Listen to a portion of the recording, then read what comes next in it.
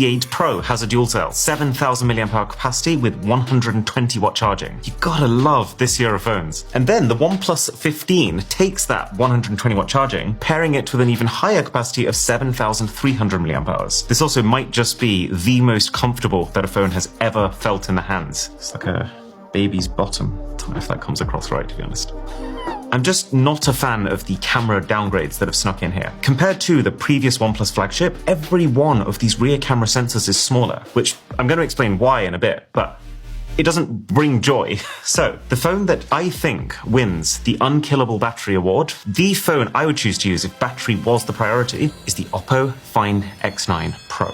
7,500 mAh, basically as big as you can get. A pretty similar spec sheet and design to the OnePlus 15, but instead of a camera downgrade, this is up. This is way up. The only catch is 80 watt charging instead of the 100 plus that some of these phones can do. But then when you think about the fact that the iPhone is capped at 40 and the Samsung is capped at 45, it doesn't feel like so much of a problem. Now, where I think this gets particularly interesting is when we talk about the Filmmaker's Choice Award. Exactly what it sounds like, it's the best camera, but with one clarification. This award also factors in the camera experience. Does the battery let you shoot for a long time? Is the screen bright enough so you can see outdoors? Is the camera app really polished and intuitive to use? So instead of thinking this is just best photos, best videos, think of it as which phone would I actually want to use to take those photos and videos. So let's get one thing out the way. It is not the iPhone 17 Pro. It is not the Samsung Galaxy S25 Ultra. We're at a point in the smartphone market where to actually take these cameras to the next level, one must pay the toll. Did it work? Is that nice and scary? You'd have to make your camera sensors wider, and then for those wider sensors to work, you'd also have to make them deeper, potentially making your phone top heavy, cutting into the battery, or God forbid, turning your design into this. So for companies like Apple and Samsung, who are not trying to sell millions, they're trying to sell tens of millions of their flagships, they are going to be very resistant to making changes like this that might feel like a compromise for 90% of people for the benefit of 10%. All of which to say, these guys can let themselves out. Pretty similar story for the Google Pixel 10 Pro. It has the highest number of intelligent camera features, but for someone who really knows what they're doing, you will be able to get more out of phones that have better camera hardware. And it's not quite the Oppo Find X9 Pro, although this is extremely close. It actually has almost identical camera hardware to the actual winner, which is the Vivo X300 Pro. A phone that I would actually say is 2 generations ahead of the already extremely capable mainstream flagships.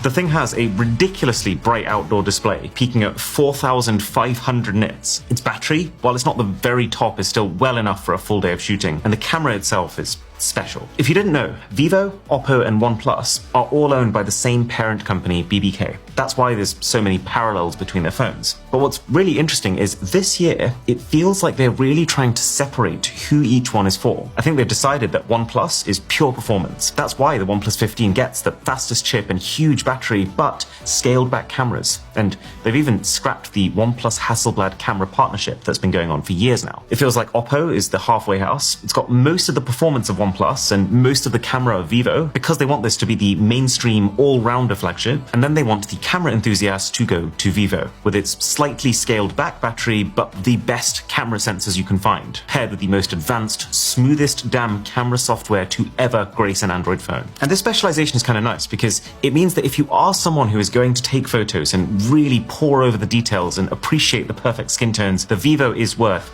every cent. Not to mention its 200 megapixel telephoto camera, which is the closest I have ever been to owning spy equipment.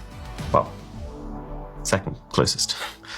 Last few holidays I've been on, I actually left my camera at home just because I knew I had this X300 in my backpack, and I way prefer shooting with a phone if I can. That's actually the main reason we work with Taurus, and why you'll always find me using one of their O-stand cases on my iPhone. It lets you shoot from really unique angles by being able to hook this stand around things. It gives you the stability of a tripod anywhere, so whenever I stumble across a really cool scene that I'm probably never coming back to, I can just plop it down and take a time-lapse or a really high-quality starry sky shot like this one. And it's got a strong magnet baked in, so you can snap it onto a surface and film yourself with your hands completely free. You can get these for iPhone, Samsung, Pixel, and it's all topped off with maybe the coolest new finishes ever, like this one, Christmas tree. Okay, enough about cameras. Which phone gives you the single most impressive, sustained gaming experience, earning the Pocket Console Award? And I want to stress here, the vast majority of people, even if you're playing big, intensive games, don't need a gaming phone. I'd actually